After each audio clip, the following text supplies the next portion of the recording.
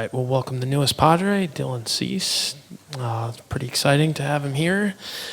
We will start right here, Dylan. Hey, Dylan, I would imagine it's a pretty crazy few days for you. Can you describe both emotionally how it's been for you and also just logistically what you've gone through to try to get out here? Yeah, I would say the logistics was the most challenging. Emotionally, I mean, it was tough saying goodbye to some of my buddies, and I had a lot of good relationships with the White Sox. But at the same time, it was really exciting to come to this organization. And then logistically, it was just a lot of travel. But fortunately, through my agency and through the Padres, they made it really easy.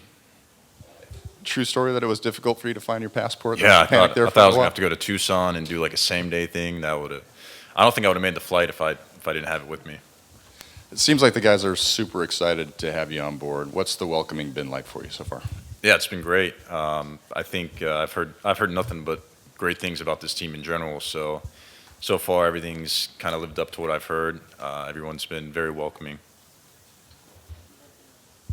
Dylan, I wonder what you think the benefit of making this long trip is, being able to meet Ruben, being able to throw and all that. Yeah, I think there's a lot of benefits, and on top of that, it's a very cool experience. Yeah, it's just good to get acclimated with the team and with the staff and kind of just see how everyone goes about their business and kind of, what things are going to look like and what's expected. So, yeah, I think all around it's been very positive. Go to Bryce right here, Dylan.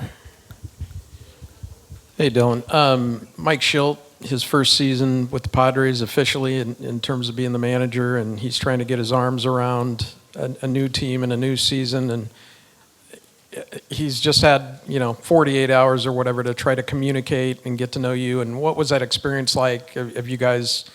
Did you talk by phone? Did you meet here? What was those first stages? What did that look like?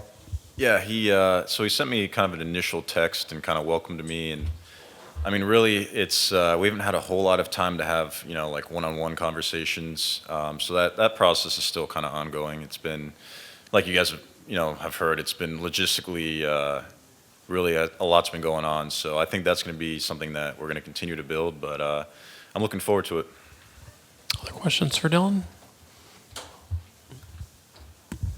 So I think you threw something like 60-something pitches in your last start, Yeah. and then you're like maybe 2 or 3 innings tomorrow.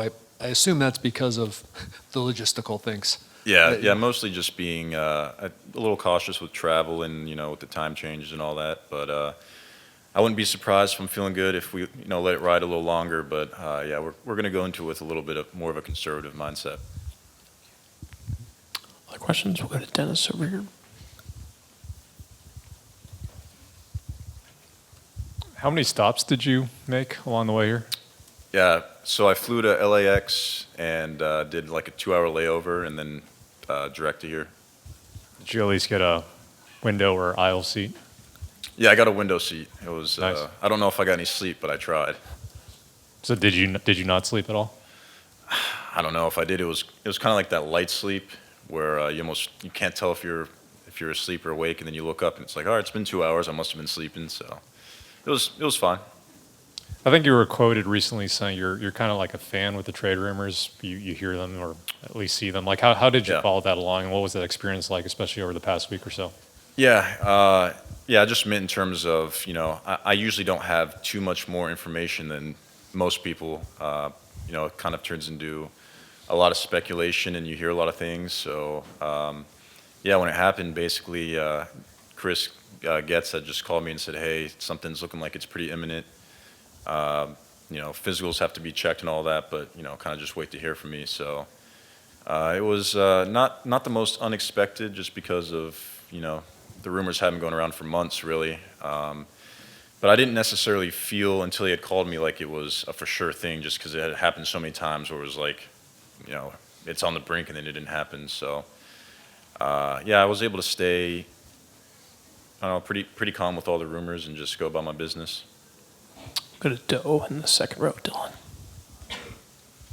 Dylan, when did you learn you're going to start tomorrow? And just even beyond staying on your pitching schedule, was it important for you to kind of be a part of this and to just show up for the team here and stand on that mound tomorrow? Yeah, you said when did I learn? I was told, I think the first day I got here, we kind of went over it.